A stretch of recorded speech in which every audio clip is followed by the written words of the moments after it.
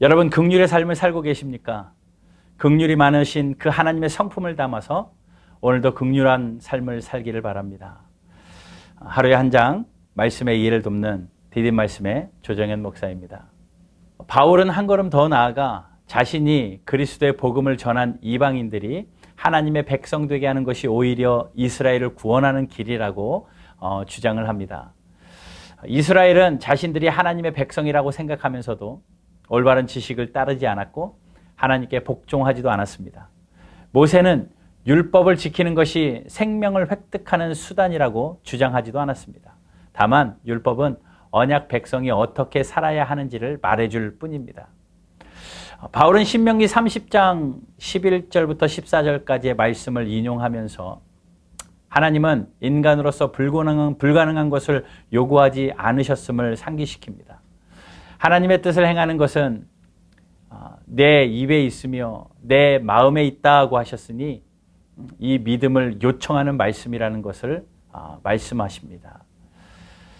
그러므로 구원을 얻는 것은 그리스도를 마음으로 믿고 입으로 시인하는 데 있습니다. 그래서 바울은 이 복음을 전했다라고 주장합니다. 이방인에게도 복음을 전한 것은 복음이 차별이 없기 때문이며 이스라엘을 저주하기 위해서가 아니라 오히려 구원하기 위함이었다라고 합니다. 하지만 안타깝게도 이스라엘은 복음을 듣지 않았습니다. 바울은 하나님께서 자신의 백성들이 불순종할 때마다 이방 민족을 들어 징계하심으로써 이스라엘 백성들이 이방인에 대한 경쟁심으로 자신에게 돌아오도록 부르시곤 했는데 지금도 그와 똑같은 방법을 사용하고 계신다고 주장합니다. 어떤 영적인 배경이 없었던 이방인에 비하면 유대인들은 믿음을 갖기에 훨씬 유리한 위치에 있었습니다.